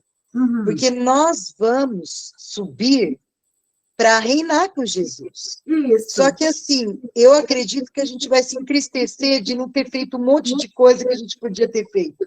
Exatamente. E a gente não vai ser uma cobrança no sentido assim, você não fez, entendeu? Acho que não vai ser isso. Vai ser no sentido dele passar tipo um filme, porque a palavra fala que é um memorial diante dele, né? Então, dele passar um filme da nossa vida e a gente falar assim, a gente vê que tinha alguma coisa ali que eu podia ter feito e que eu não fiz. Ou que eu fiz de qualquer maneira, porque a palavra fala que tudo que é palha, que é feno, vai ficar aqui. O que é palha, o que é feno? O que não foi feito de coração. Exatamente. Porque a única coisa que o Senhor vai ver é se foi feito por amor. O peso é o amor. Né? O que é prata, ouro, a pedra preciosa, é o amor. Porque o amor é que nunca falha. Então, aquilo que foi feito de forma mecânica, a gente pode ter feito melhor. Mas se foi feito de qualquer maneira, de forma mecânica, não foi colocado o coração naquilo, isso daí não tem peso diante de Deus, né? Ele não tem... Ou foi feito só porque alguém... Ou para aparecer, igual a gente vê muita gente fazendo e mostrando, estou fazendo isso, estou fazendo aquilo. Não é isso. Isso. É assim, é o amor. Eu creio assim, o peso é o amor. O que pesa diante do Senhor, entendeu? É o amor. Então, eu não acredito que seja um julgamento, assim, você não fez. Mas eu creio que a gente vai olhar tudo aquilo lá e nós vamos nos entristecer. Puxa vida, entendeu? Não, passou por aquilo lá e eu não fiz. Nós vamos receber galardão, nós vamos receber uma coroa. São as coroas que nós vamos colocar diante do Senhor Jesus, inclusive, né? Exatamente. E nós vamos reinar aqui na Terra por 1000 anos. E o nosso reinar aqui na Terra vai ser uma... Como que o Reinar fala? Uma continuidade do que nós estamos vivendo aqui. Então, é o seguinte, como que se você não reinou, você não cumpriu o seu propósito, você não viveu a altura da palavra? Você nem viveu como nova criatura. Como que você vai conseguir reinar? Porque nós vamos julgar as nações, gente, nós vamos julgar as pessoas. Nós vamos chegar nesse ponto. Nós vamos viver um reino milenar aqui na Terra, onde pessoas vão nascer, onde o mundo vai continuar e a gente vai estar aqui. Nós vamos estudar isso depois, vamos voltar aqui. Mas, assim, então, assim, é o nosso coração. Vamos voltar para a feitiçaria. Cuidado com o que a gente ora, com o que está no nosso coração, porque feitiçaria não é só ir lá fazer uma macumba, e aqui está falando, né? Inimizades, contendas, ciúmes, ira, facções, dissensões, invejas, bebedeiras, orgias e coisas semelhantes a essas, a respeito das quais eu vos declaro, como já outrora vos preveni, que não herdarão o reino de Deus, os que tais coisas praticam. O reino de Deus não é salvação, tá? Só uma venda aí, não é. Depois a gente vai aprender sobre o reino de Deus. Senão vai... Tito 3:3, vamos ler. Pois nós também outrora éramos nécios, desobedientes, desagarrados, escravos de toda sorte de paixões e prazeres, vivendo em malícia e inveja, odiosos e odiando uns aos outros. Isso aqui, gente, é o velho homem.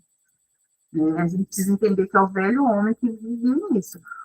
Nós, agora, se a gente está com algum sentimento, fazendo alguma coisa dessa aqui, a gente tem que parar agora, porque isso é coisa do velho homem, não é da nova criatura, do novo homem. Agora começa a parte boa. Contudo, Jesus veio para nos redimir da morte espiritual, de acordo com Apocalipse 2:7. Vamos lá. Quem tem ouvidos, ouça o que o Espírito diz às igrejas. Ao vencedor, dar-lhes-ei que se alimente da árvore da vida, que se encontra no paraíso de Deus. O que acontece? Aqui, o que nós podemos entender? Quem são os vencedores? Nós, que aceitamos, confessamos Jesus como nosso Senhor. Então, nós já podemos nos alimentar da árvore da vida. E a árvore nós vamos vir aqui para frente, que é a árvore da vida? É a vida eterna, gente. Nós não precisamos nem morrer fisicamente mais, acabou. Até que Jesus venha, não importa quanto tempo demora, a gente pode viver aqui, ó, lindo e fino, até sem ruga, se a gente tiver fé para isso. Vamos ler aqui. O homem passou da vida para a morte. Quando somos recriados em Jesus Cristo, a Bíblia diz que somos recolocados em nova posição de comunhão e relacionamento com Deus, mais uma vez. A sua natureza e o seu amor são derramados em nossos corações e ainda nos diz que, está escrito lá em João 5:24, vamos ver. Em verdade vos digo, quem ouve a minha palavra e crê naquele que me enviou, tem a vida eterna. Não entra em juízo, mas passou da morte para a vida. Isso é lindo. Esse novo homem, a respeito do qual a Bíblia fala, é exatamente aquilo que nós somos depois que a verdade do versículo acima se cumpre em nós. Passamos da morte para a vida e vida eterna. Adão, porém, passou pelo processo inverso. Adão estava na vida e passou para a morte. E ele se tornou também um novo tipo de homem, um novo Adão, um homem sem vida, sem espiritualidade profunda e sem a natureza de Deus.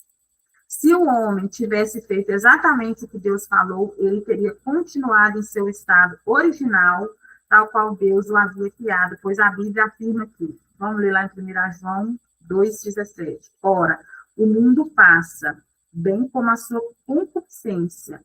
Aquele, porém, que faz a vontade de Deus permanece eternamente. Esse versículo mostra duas coisas, né, dois fatos antagônicos. A vontade de seguir o que há no mundo e a vontade de fazer o que agrada a Deus. Então, a gente tem que escolher seguir o que há no mundo ou fazer a vontade de fazer o que agrada a Deus. Vamos ler 1 João 2, 15 e 17. Não ameis o mundo nem as coisas que há no mundo. Se alguém amar o mundo, o amor do Pai não está nele. Porque tudo que há no mundo, a concupiscência da carne, a concupiscência dos olhos e a soberba da vida, não procede do Pai, mas procede do mundo. Ora, o mundo passa, bem como a sua concupiscência. Aquele, porém, que faz a vontade de Deus, permanece eternamente. Então, o que nós entendemos que há no mundo? Concupiscência da carne, concupiscência dos olhos e soberba da vida. Os pecados estão relacionados a esse tipo de coisa. Os erros, sabe? É fazer o que a carne deseja, é querer o que os olhos estão vendo, é uma soberba. Hoje, à tarde, eu estava estudando aí, depois eu parei um pouquinho, e fui ver o WhatsApp, responder, tinha um monte de mensagem lá, aí eu vi um vídeo de um cara, de uma pessoa que eu conheço que se diz cristão. Eu falo que diz, gente, que, pela misericórdia, né? Ele sabe o que ele faz da vida dele.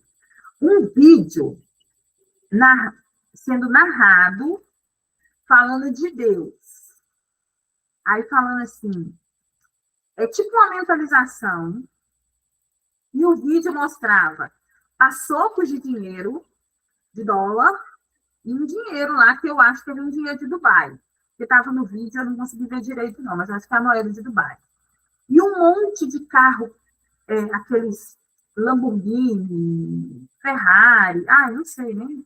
Tanto, tinha carro roxo, carro amarelo, carro verde, e iate, não sei o quê. E a voz, e a pessoa, eu até conheço, eles usaram a voz de uma pessoa que está na internet, que é cristão, que fala de Deus e tal. Usaram a voz dele, ele fazendo a mentalização lá de Jesus, mas esse cara também só fala de dinheiro, ele só mostra avião, helicóptero e tal.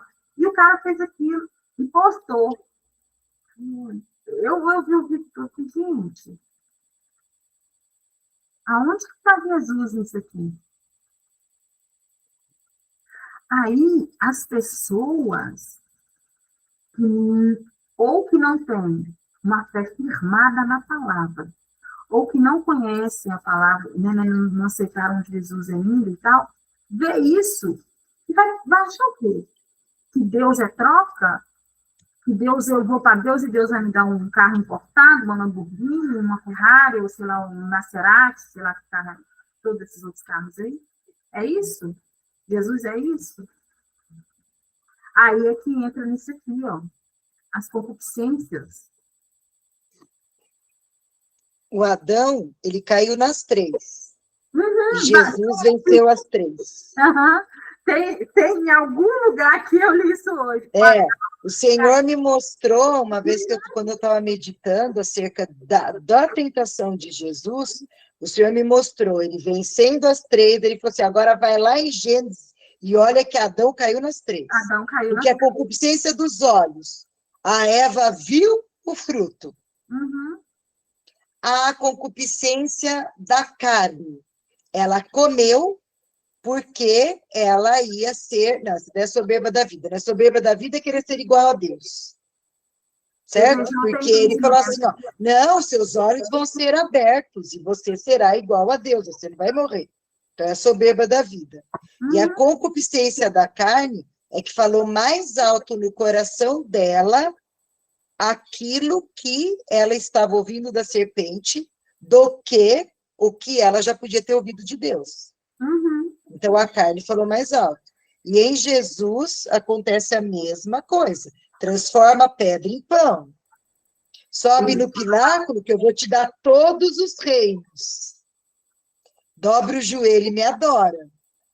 E ele foi lá e respondeu com a palavra. Por isso a gente precisa estar na palavra. Jesus, ele respondeu com a palavra. Exatamente. E ele venceu as 3 coisas. Concupiscência dos olhos, da carne e a soberba da vida. Uhum. Então, a gente não precisa se preocupar, porque o preço disso também já foi pago lá na cruz. Está pago já. A gente não precisa viver isso daí. A Fabi perguntou aqui questão do dinheiro. Não, Fabi, você tem seu dinheiro, você tem que ter seu dinheiro. Agora, existe uma diferença em ter o dinheiro, que é, né, para você se manter, para você manter as coisas, até para você financiar a obra de Deus. do que você ter o mamon no seu coração. Nós vamos estudar a vida de prosperidade. Nós vamos entender o que é isso. Porque uma pessoa assim, quem está no coração dela é mamon. Você precisa ter 20 carros conversíveis na sua garagem? Você precisa ter um avião, um helicóptero, não sei o quê, não sei o quê. Não, você pode ter. Pode. Se você trabalhar para isso, tudo bem. Só que isso não pode pegar o lugar de Jesus no seu coração. De forma nenhuma. Sabe por quê? Porque Jesus é suficiente. Eu tenho escrito aqui no meu computador, não dá para vocês verem, não, porque o webcam é fixado ali. Escrito aqui, ó, Jesus é suficiente. Eu olho para isso o dia inteiro, porque se algum dia, em algum momento da minha vida, eu achar que eu preciso de alguma coisa que não é Jesus, eu preciso lembrar que ele é suficiente. Eu tenho ele vai me dar todas as coisas. Ele vai me direcionar a ter tudo. Eu não preciso... Eu vejo pessoas praticamente matando uma outra por causa disso. Porque quer ter um carro, quer ter... Vai morrer, vai ficar tudo aí. Se morrer, ou no arrebatamento vai ficar tudo aí, ou se morrer vai ficar tudo aí, vai ficar tudo aí. Vai chegar um ponto que isso não vai ter utilidade mais nenhuma. E eu estou vendo... Eu conheço pessoas que ter uma vida tão de escravidão do dinheiro, que eles fazem qualquer coisa para ter dinheiro, e hoje em dia as coisas normais não satisfazem essas pessoas mais. Elas querem ter coisas mirabolantes. Não viu os milionários que morreram, gente, no submarino? Para quê? Para ver o Titanic. Porque o Titanic, pelo amor. Pelo amor, eu não tive paciência para ver o filme, quem tirar mergulhar. Aquele filme longo, eu dormi, eu acho que eu sou a única pessoa que dormiu vendo Titanic e acordou no final, né? E ainda falei, não, que homem burro, cabia ele junto com a mulher lá na tábua, lá na porta. Para que aquele homem morreu? Ainda falei isso, todo mundo olhou para mim e falou assim, ela dormiu o filme inteiro para acordar e falar isso pra gente, que o homem cabia na tábua dos arrependimentos. Aí todo mundo falou, você estragou o filme. Eu falei, gente, não é isso. Eu sou assim, tá? Eu falo muita verdade, assim, sou realista. Eu vejo o negócio, filme burro. Cabia os dois lá, ficava feliz, estava com a Kate até hoje. Acho que ela é viva até hoje, né? Não, é isso, entendeu? É as loucuras. Eu vejo, eu escuto histórias, assim, eu tenho muitos amigos que moram em várias partes do mundo, de pessoas que fazem coisas absurdas, porque nada mais satisfaz em busca de prazer. Porque quando o mamon está no coração da pessoa, nada satisfaz ela mais. Ela vai querer, eu quero um helicóptero. Na hora que tiver um helicóptero, não está suficiente, eu quero um jatinho. Na hora que tiver uma Lamborghini roxa, não está legal, eu queria uma Lamborghini verde. E isso não é só para dinheiro, não. Isso vai na vida sexual. Gente, eu escuto cada loucura que as pessoas fazem, porque nada mais dá prazer à pessoa, nada normal mais dá prazer. Por quê? Essa concupiscência. É o amor ao dinheiro. É mamon. Mamon tomou conta, acabou. Né? E vou te falar que é um dos... Eu já vi sobre isso. Alguém falou, eu vi um estudo, que ele é como assim, mamon compete páreo a páreo com Jesus. Porque ter dinheiro é bom demais. Diz que o mais difícil de sair do coração do ser humano é mamon. A pessoa consegue largar vício, consegue fazer muita coisa muito mais fácil do que tirar mamon do coração. Entendeu? Então, a gente tem que ter esse cuidado. E olhar só para Jesus, e estar na mente, ó, eu tenho ele é suficiente. Vamos passar. Aqui, Rê, agora vai ser o negócio que você falou, o processo da queda, Gênesis 3:6. Vendo a mulher que a árvore era boa para comer, agradável aos olhos, e árvore desejável para dar entendimento, tomou-lhe do fruto e comeu e deu ao marido, e ele também comeu. Aí, boa para comer, concupiscência da carne, agradável aos olhos, concupiscência dos olhos, desejável para dar entendimento, a soberba da vida. Eu quero entender de tudo, eu quero, né, conhecer de tudo, eu vou ser igual a Deus, né? Aí, vamos lá, vamos ver, Gênesis 3:1. Mas a serpente mais sagaz que todos os animais selváticos que o Senhor Deus tinha feito, disse à mulher, é assim que Deus disse, não comereis de toda a árvore do jardim? Olha ele distorcendo o que Deus falou. Aí fala aqui, ó, podemos observar nesta passagem que Satanás usa a palavra de Deus de forma distorcida. Ele fez isso no princípio com Adão e Eva, fez com Jesus e faz isso ainda hoje conosco. É o mesmo que fazemos quando queremos pegar um rato, colocamos uma ratoeira e também um bom pedaço de queijo dentro. É isso que ele faz, né? Ele arma, ele coloca pega a palavra distorcida para você cair nela e, né, e se entregar, né, ao erro, ao pecado.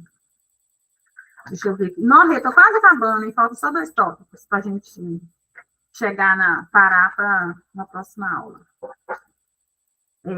A gente sabe que Deus disse o seguinte: certamente morrerás. Satanás disse: certamente não morrereis. Eu custei para entender isso aqui. Eu custei, porque, tipo assim, não é a mesma coisa, mas não é. Ele distorceu, ele pegou a frase de Deus, acrescentou uma palavra, mudou ali o tempo do verbo para enganar a Eva. É uma coisa muito sutil, ó. Deus disse: se ele comer, certamente morrerás. Certamente. Mas Deus não explicou, porque ele te mostra, falou: certamente morrerás. Aí ele vai e fala: certamente não morrereis. Olha, você vê. Aí ele fala com a Eva assim: não, pode comer, porque você não vai morrer. O que Satanás fala é que ela não vai morrer. O que Deus fala é que ela vai morrer. Mas você tem que estar muito ligado para entender a sutileza dele. Ele distorceu a palavra. É igual aquele ditado não, aquela... Quem é que traduziu um sonho e falou que a pessoa ia sobreviver aos parentes? Tem isso na Bíblia, não tem? Um rei que os parentes iam morrer, alguma coisa assim? Não lembro. Eu vou lembrar depois, eu vou procurar. Eu acho que tem, sim, que pega, não sei se é José, não sei se é Daniel, se é José que interpretava sonho. José. Daniel também. Daniel, eu não sei qual dos dois, e tem uma passagem que parece que fala isso, de que as pessoas que estavam com esse rei iam morrer, só ele ia escapar.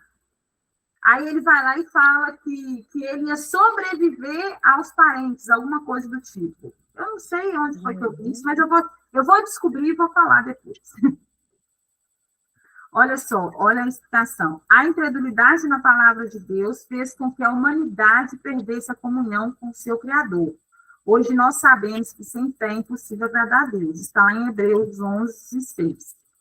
Aí Jesus disse, em João 16, 8 e 9, quando ele, o Espírito Santo, vier, convencerá o mundo do pecado, da justiça e do juízo. Do pecado, porque não creram em mim. Olha o pecado. Que ele fala, que a Regia falou. Do pecado, porque o pecado é não crer em Jesus. Quem crê em Jesus não é mais pecador. Ponto. Acabou. A incredulidade fez o homem cair da sua posição de comunhão com Deus e de domínio sobre a terra. Mas a fé recoloca o homem em sua posição original. A incredulidade do homem foi o seu pecado. A fé se tornou a sua justiça. Aí o homem agora com um novo pai. É um tópico. Quando o homem pecou e perdeu a comunhão com Deus, perdeu a paternidade divina e ficou sujeito a Satanás. A gente já leu João 8, 4, né? Ele que fala aqui. Vós sois o diabo, que é o vosso pai, e quereis satisfazer-lhe os desejos. Ele foi homicida desde o princípio e jamais se firmou na verdade, porque nele não há verdade. Quando ele profere mentira, fala o que lhe é próprio, porque é mentiroso e pai da mentira. Quando aconteceu a queda, né, do homem, ele passou a ser filho de Satanás, do pai da mentira, né? E depois, mas já está resolvido, tá, gente? O princípio da legalidade estabelecido por Deus. Deus deu domínio ao homem, Gênesis 1, 28. E Deus os abençoou e lhes disse, seis fecundos, multiplicai-vos, enchei a terra e sujeitai-a. dominais sobre os peixes do mar, sobre as aves do céu e sobre todo o animal que rasteja pela terra. O homem perdeu esse domínio para Satanás. Está escrito em Lucas 4:6. Disse-lhe o diabo: dar-te-ei toda esta autoridade e a glória destes reinos, porque ela me foi entregue, e a dou a quem eu quiser. É o versículo, né, que a Ria até já falou aí, que Satanás tentou Jesus com isso. E Jesus respondeu com a palavra, né? E um outro item. Deus respeitou o princípio estabelecido, ou seja, o homem perdeu o que lhe fora dado. Logo, o próprio homem deveria retomá-lo. A gente tem que entender o seguinte: Deus, ele obedece o que ele criou. Ele não vai lá e muda. Ele fez tudo perfeito e com os princípios, e ele não quebra princípio. Então, se o homem que perdeu, o homem que errou, é o homem que tem que consertar. Jeremias 1:12, vamos ler, ó. Eu velo sobre a minha palavra para a cumprir. O Senhor falando aqui em Jeremias 1:12, ele vela para que a palavra dele se cumpra. Então, Deus, ele não falou uma coisa num dia, no outro dia ele falou outra, não. Ele seguiu, ele obedeceu a ele mesmo, tanto que ele mandou o filho dele para morrer no nosso lugar, porque era assim que tinha que ser feito. Era um homem que tinha que morrer. Por um homem que pecou, era um homem que tinha que resolver. Olha só, Deus nunca operou na terra sem que algum homem estivesse envolvido nisso. Por isso foi que ele fez alianças com os homens ao longo de todo o Velho Testamento, para que, através da aliança, ele tivesse legalidade para operar em determinado momento, de dispensar determinado recurso aos homens, durante a vigência daquela aliança. Nós vamos aprender mais sobre isso, aliança de sangue, tá? Então, a gente já entende que todo Senhor, a gente conhecer no Velho Testamento, a gente vê. Ele foi fazendo alianças, e veio Moisés, e Josué, Caleb, Davi, Salomão, até que nós chegamos em Jesus, né? Por não haver um justo sequer, olha só o item 4. Por não haver um justo sequer, Jesus se fez homem para tomar o domínio de volta ao homem. Romanos 3:23, vamos ler. Pois todos pecaram e carecem da glória de Deus. E também João 1, versículo 1 e versículo 14. No princípio era o verbo, e o verbo estava com Deus, e o verbo era Deus. E o verbo se fez carne e habitou entre nós, cheio de graça e de verdade, e vimos sua glória como do unigênito do Pai. A expressão habitou nesse texto é skeno, S-K-E-N-O, que significa literalmente fixar tabernáculo. Dessa forma, o antigo clamor foi alcançado, pois Deus deixou a sua glória, eles usaram a palavra, e tabernaculou, quer dizer, morou, habitou na terra como homem. Está em Filipenses 2:6-8. Pois ele, substituindo em forma de Deus, não julgou como usurpação ser igual a Deus. Antes, a si mesmo se esvaziou, assumindo a forma de servo, tornando-se em semelhança de homens, e reconhecido em figura humana, a si mesmo se humilhou, tornando-se obediente até a morte e morte de cruz.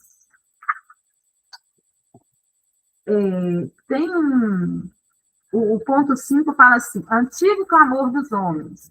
Está em Jó 9:32-33. Vamos ver.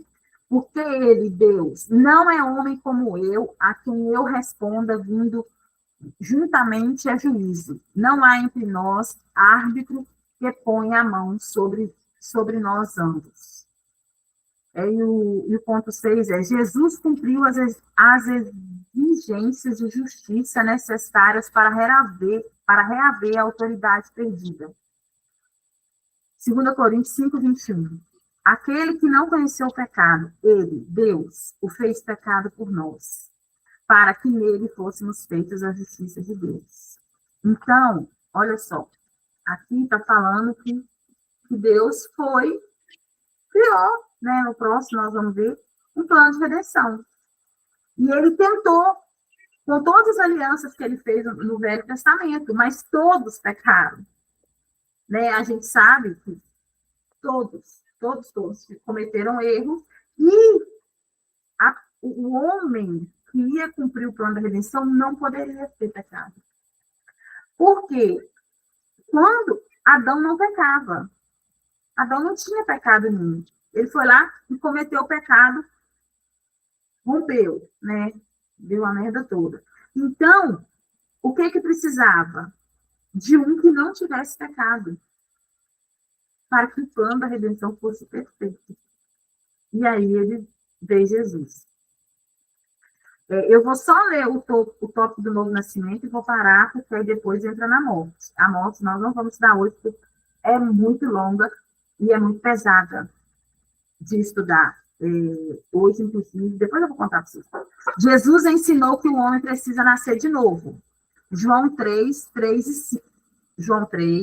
versículo 3 e versículo 5. A isto respondeu Jesus: em verdade, te digo, que se alguém não nascer de novo, não pode ver o reino de Deus. Respondeu-lhe Jesus: em verdade, te digo, quem não nascer da água e do Espírito não pode entrar no reino de Deus. Mateus 18, 3.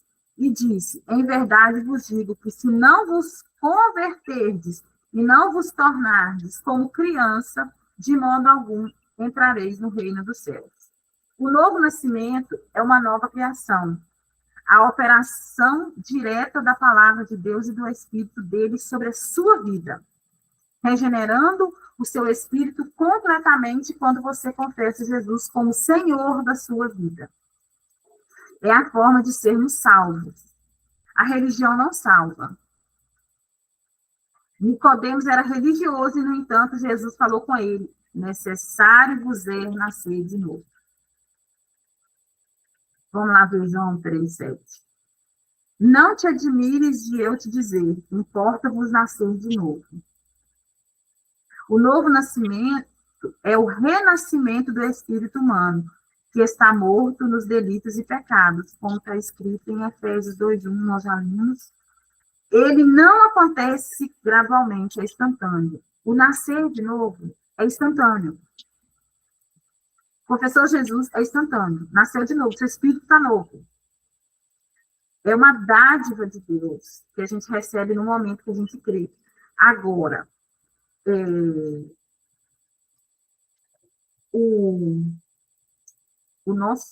a nossa alma e o nosso corpo precisa de ser construído dia a dia, gradativamente, tá?